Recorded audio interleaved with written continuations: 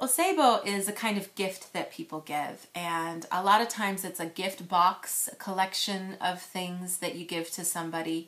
Really common things are beer, coffee, sometimes people give laundry detergent sets, cooking oil, and then the more common thing too are foods. Things that are really common during the winter season right now are stuff like ham and meat sets, stuff like that. And I'll show you guys some pictures and some examples at the end of the video.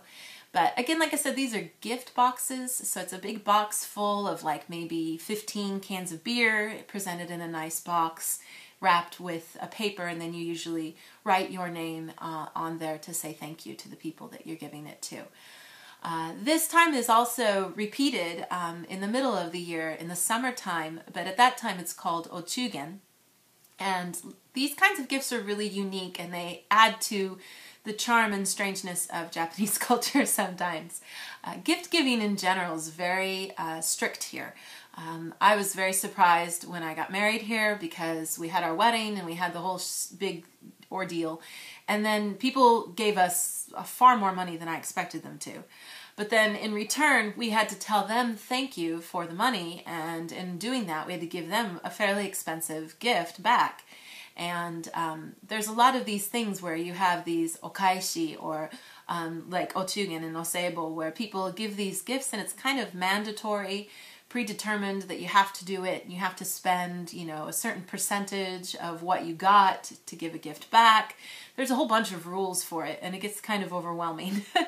But for the oseibo, it used to be that it was just, you know, to give thanks to somebody who helped you out during the year.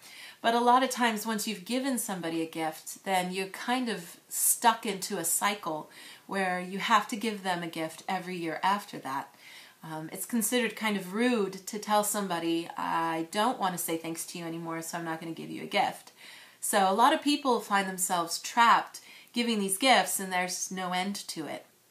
I know one example is that here in my house, my husband's father was a teacher in a high school, and he had a student who was very grateful to him for being such a good teacher and helping him prepare to study abroad in America.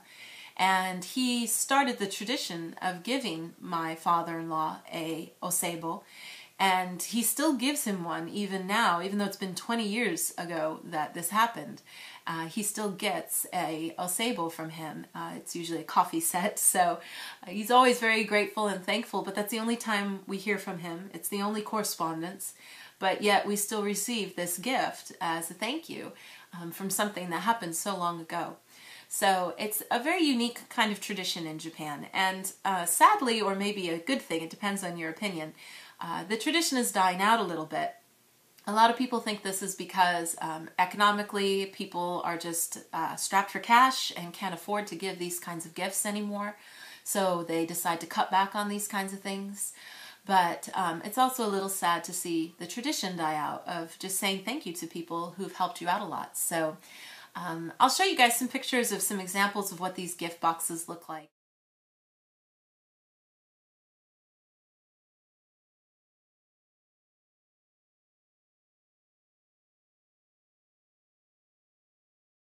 And then I'd be curious to see, because I think it's kind of similar to Christmas cards in America, where you know, you're supposed to send Christmas cards to your family and friends and loved ones, and I always thought of it as a great chance to be in touch with people who I usually don't even talk to throughout the rest of the year.